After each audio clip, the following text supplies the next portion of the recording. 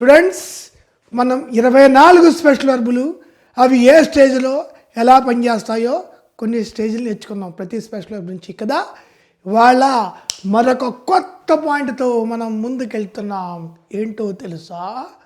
జాగ్రత్తగా చూడండి. అది ఒకటి కంప్లీషన్ ఆఫ్ యాక్షన్స్.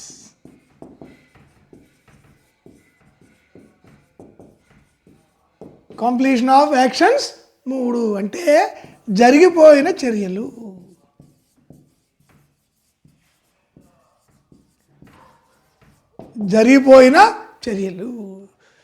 జరిగిపోయిన చర్యలను చెప్పాలంటే 3 సూత్రాలు వాడతారు ఇంగ్లీష్లో.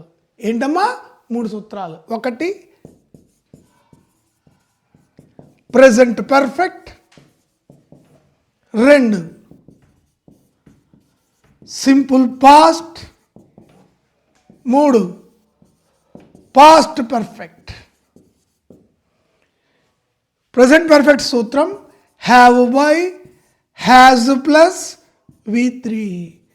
సింపుల్ పాస్ట్ సూత్రం V2. పాస్ట్ పర్ఫెక్ట్ సూత్రం హ్యాడ్ ప్లస్ V3. ఓకే, అంటే జరిగిపోయిన చర్యలు చెప్పడానికి మాట్లాడాలంటే జరిగిపోయిన చర్యలు ఇంగ్లీష్లో 3 సూత్రాలు వాడతారు. ప్రెజెంట్ పర్ఫెక్ట్లోనూ చెప్పచ్చు, సింపుల్ పాస్ట్లోనూ చెప్పచ్చు, పాస్ట్ పర్ఫెక్ట్లోనూ చెప్పచ్చు. అయితే ఎప్పుడు ప్రెజెంట్ పర్ఫెక్ట్లో చెప్పాలి, ఎప్పుడు సింపుల్ పాస్ట్లో చెప్పాలి, ఎప్పుడు పాస్ట్ పర్ఫెక్ట్లో చెప్పాలి? 99% అందరికీ కన్ఫ్యూజన్ అయ్యా, ఊరి పారేద్దాం వాళ్ళ. ఓకే, చూడండి ఇక్కడ ప్రెజెంట్ పర్ఫెక్ట్ ఎప్పుడు వాడాలి తెలుసా? ఏ టైం చెప్పనప్పుడు, బి టైం చెప్పి దానితో అంటే టైంతో అన్నమాట సంబంధం ఉన్నప్పుడు. టైం చెప్పి దానితో అంటే టైంతో సంబంధం ఉన్నప్పుడు. ఇక్కడ చూడండి, ఏ టైం చెప్పి టైంతో సంబంధం లేనప్పుడు. ఇక్కడ ఏ 2 చర్యలు జరుగును.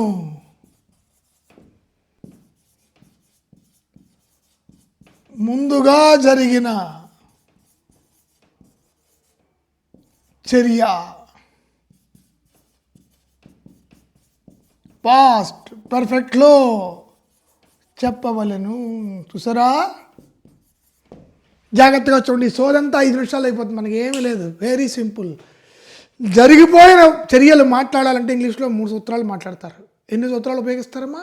3 సూత్రాలు. ప్రెజెంట్ పర్ఫెక్ట్ చెప్పచ్చు, సింపుల్ పాస్ట్ చెప్పచ్చు, పాస్ట్ పర్ఫెక్ట్ చెప్పచ్చు. అయితే ప్రెజెంట్ పర్ఫెక్ట్ ఎప్పుడు వాడాలి, సింపుల్ పాస్ట్ ఎప్పుడు వాడాలి, పాస్ట్ పర్ఫెక్ట్ ఎప్పుడు వాడాలి, ఇది మనకు కావాల్సింది. రైట్? జాగ్రత్తగా నన్నే అబ్జర్వ్ చేయండి. ఏమ్మా ఇప్పుడు చూడండి, నేను సినిమా 2 సార్లు చూశాను.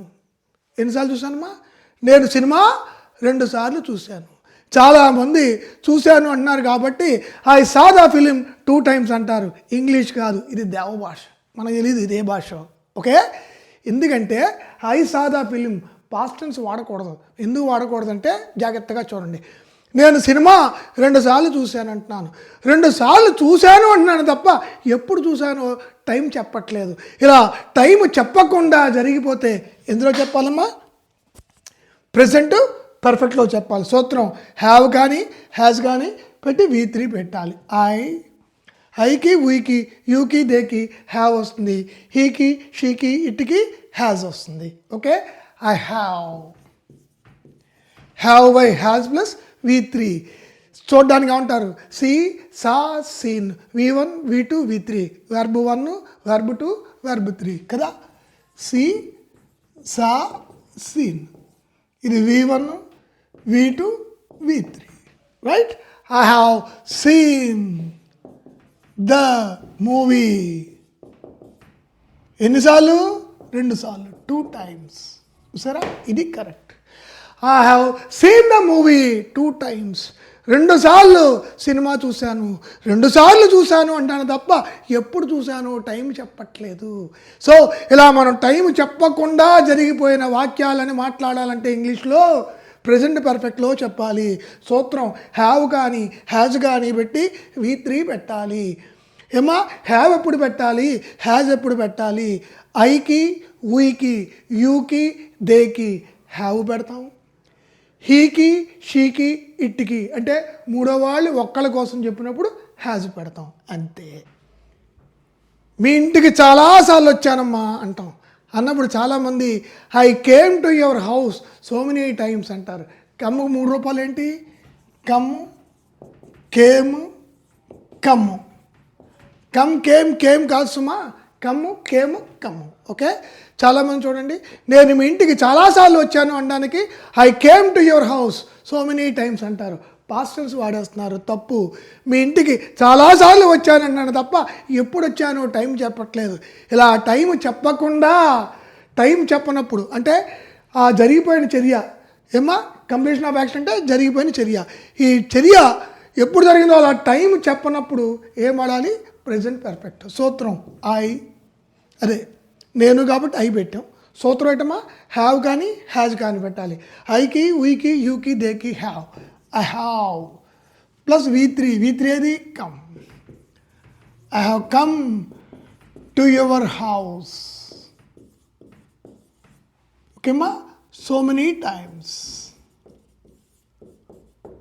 So many times. Okay, I have asked you so many times, నేను చాలాసార్లు అడిగాను. అలా టైం చెప్పకుండా మీరు జరిగిపోయినట్టుగా మాట్లాడితే ప్రెజెంట్ పర్ఫెక్టే చెప్పాలి. చచ్చినా ఇంకో సూత్రం వాడకూడదు. Have by has plus V3. Okay, right. So students, ఎప్పుడైనా జరిగిపోయిన చర్యలు దీన్ని ఇంగ్లీష్లో అంటూ ఉంటే కంప్లీషన్ ఆఫ్ యాక్షన్స్ అంటాం అన్నమాట. ఎన్ని? 3. అంటే ఈ జరిగిపోయిన చర్యలు చెప్పడానికి 3 సూత్రాలు కదా. ఇలా అందులో మొదటిది ఏంటి? టైం చెప్పకుండా చర్యేమో జరిగిపోతుంది కానీ ఎప్పుడు జరిగిందో చెప్పాం. మీ ఇంటికి చాలాసార్లు వచ్చానన్నాను తప్ప ఎప్పుడు వచ్చానో చెప్పట్లేదు. నేను చాలాసార్లు అడిగానన్నాను తప్ప ఎప్పుడు అడిగానో చెప్పట్లేదు. ఇలా టైం చెప్పకుండా జరిగిపోయిన చర్యల్ని ప్రెజెంట్ పర్ఫెక్ట్లో చెప్పాలి. సూత్రం హ్యావ్ కానీ హ్యాజ్ కానీ పెట్టి V3. చూడండి, వాడు నన్ను లెక్కలేనన్ని సార్లు అడిగాడు కదా. జాగ్రత్తగా చూడండి, లెక్కలేనన్ని సార్లు అడిగాడు అన్నాను తప్ప ఎప్పుడు అడిగాడో చెప్పట్లేదు. టైం చెప్పకుండా జరిగిపోతే సూత్రం హ్యావ్ కానీ హ్యాజ్ కానీ పెట్టాలి. ఈ షీట్లకి ఏం పెట్టున్నాను? హ్యాజ్ పెట్టున్నాను. He has asked me, he has asked me. లెక్కలేనన్ని సార్లు అన్నాను. ఇంగ్లీష్లో అంటారు తెలుసా? Wonderful word, UMPTEEN, umpteen times. ఏమా వండర్ఫుల్ వర్డ్ ఇంగ్లీష్లో UMPTEEN, umpteen times. లెక్కలేనన్ని సార్లు అడిగాడు. వాడు నన్ను అడిగాడు అన్నాను తప్ప ఎప్పుడు అడిగాడో టైం చెప్పట్లేదు. ఇలా టైం చెప్పకుండా జరిగిపోతే ఎందులో చెప్పాలమ్మా? Present perfect. ఓకే, ఈరోజు డాక్టర్ని కలిశాను. ఈరోజు డాక్టర్ని కలిశాను. జాగ్రత్తగా చూడండి,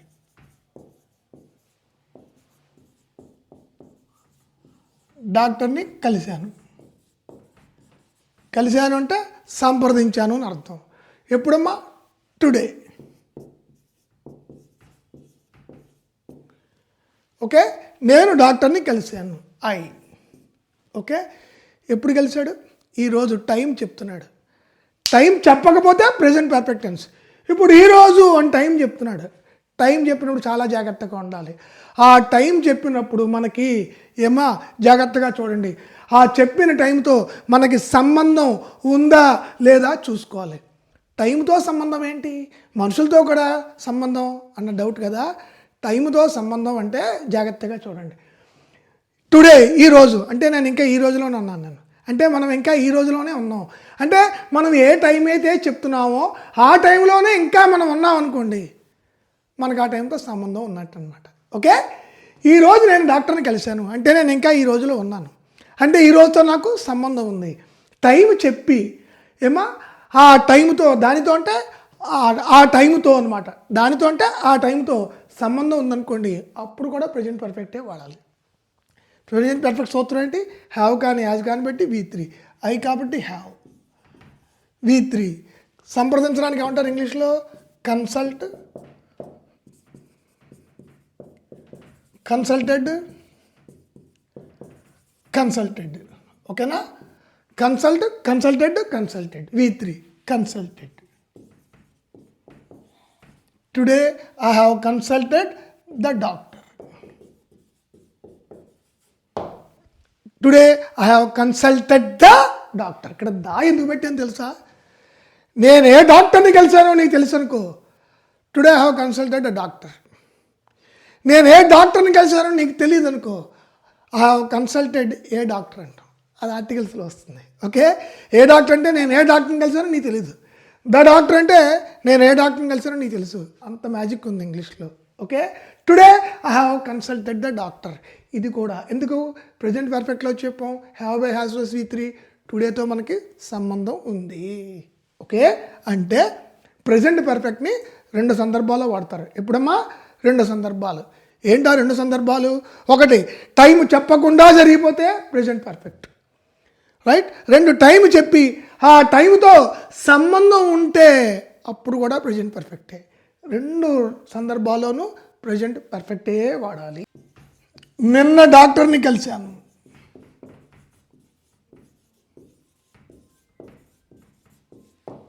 ఎప్పుడమ్మా? నిన్న. ఇక్కడ కూడా టైం చెప్తున్నాడు. Yesterday I. ఇక్కడ కూడా నిన్న టైం చెప్పాడు. ఈ టైం చెప్పినప్పుడు చాలా జాగ్రత్తగా ఆలోచించమన్నాను. ఏంటి? ఆ చెప్పిన టైంతో మనకి సంబంధం ఉందా లేదా చూసుకోవాలి, రైట్. నిన్న, నిన్న అంటే నిన్ననే రోజు పోయింది, ఇవాళ ఇంకో రోజు వచ్చేసింది. నిన్నతో మనకి సంబంధం లేదు. టైం చెప్పి ఆ టైంతో సంబంధం లేదనుకోండి, అప్పుడు ఏం పడాలి? సింపుల్ పాస్ట్ పడాలి. సింపుల్ పాస్ట్ సూత్రం V2. కన్సల్ట్కి V2 ఎవరమ్మా? Consulted. I consulted the doctor. సరే, టైం చెప్పినప్పుడు టైంతో సంబంధం ఉంటే ప్రజెంట్ పర్ఫెక్ట్, టైంతో సంబంధం లేకపోతే సింపుల్ పాస్ట్. అందుకనే పాస్ట్ ఈజ్ పాస్ట్ అంటాం, గతం గత, దాంతో మన సంబంధం ఉండదు అనమాట. ఇంకొకటి ఏమా? నిన్న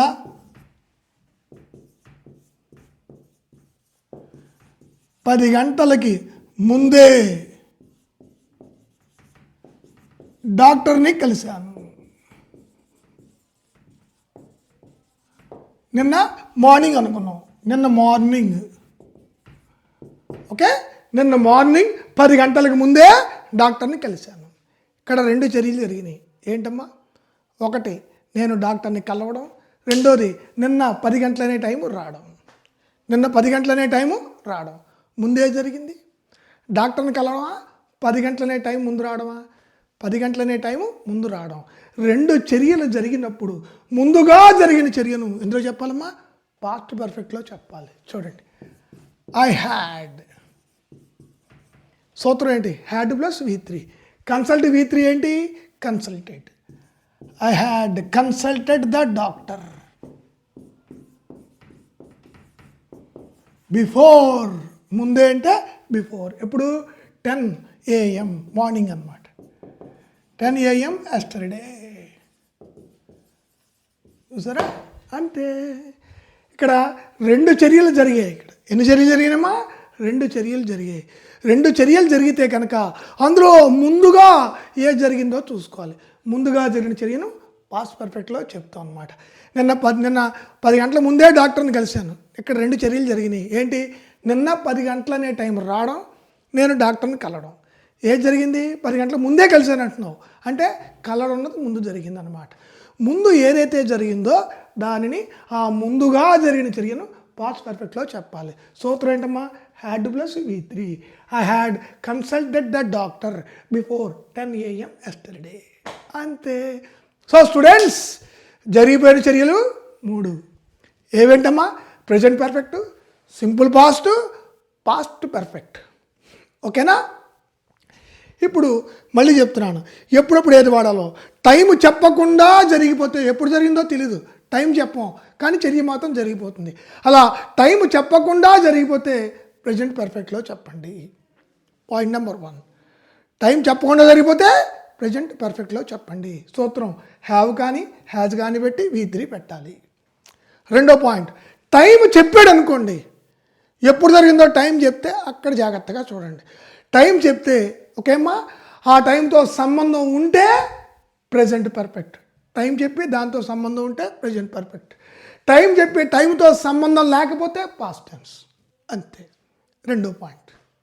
మూడో పాయింట్, 2 చర్యలు జరిగి అందులో ముందుగా జరిగినట్టుగా ఉంటే పాస్ట్ పర్ఫెక్ట్. సూత్రం ఏంటి? Had plus V3. సో మనం మాట్లాడేటప్పుడు టైం చెప్పకుండా జరిగిపోయినట్టుగా మాట్లాడుతున్నామా, పాయింట్ నెంబర్ 1. లేదా టైం చెప్పి ఒకవేళ టైం చెప్తుంటే ఆ టైంతో సంబంధం ఉందా లేదా చూసుకోండి, అలా మాట్లాడుతున్నామా. మూడోది, ముందుగా జరిగినట్టుగా మాట్లాడుతున్నామా, ఎలా మాట్లాడుతున్నామో చూసుకుని ఆ అర్థాన్ని బట్టి ఆ సూత్రంలో మాట్లాడాలి. అంతే. ఓకే. ఇప్పుడు నేను మీకు కొన్ని వాక్యాలు ఇస్తాను, మీరు నాకు పంపండి. ఓకే, మీరు చేసిన కరెక్ట్ కాదో నేను చెప్తాను. నేను చాలాసార్లు అడిగాను. నేను చాలాసార్లు అడిగాను. నేను ఈ నెలలో చాలాసార్లు అడిగాను. రెండో వాక్యం, నేను ఈ నెలలో, ఇన్ దిస్ మంత్ అన్నమాట. నేను ఈ నెలలో చాలాసార్లు అడిగాను. 3, నేను లాస్ట్ మంత్ చాలాసార్లు అడిగాను. నేను లాస్ట్ మంత్ చాలాసార్లు అడిగాను. నెక్స్ట్, నేను నీకన్నా ముందే అడిగాను. నువ్వు అడిగావు, నేను అడిగాను. ముందు ఎవరు అడిగారు? నేను అడిగాను. ఓకే స్టూడెంట్స్, సరదాగా మీకు వచ్చిన క్విజ్ ఇది. నాకు మీరు కమెంట్స్లో పంపండి. నా క్లాసెస్ నచ్చితే ఓకే, నాతో పాటు జర్నీ చేయండి, షేర్ చేయండి, లైక్ చేయండి, సబ్స్క్రైబ్ చేయండి. స్టూడెంట్స్, నాతో పాటు జర్నీ చేయండి, ఇంగ్లీష్ అంతు చూద్దాం. All the best. ఓకే.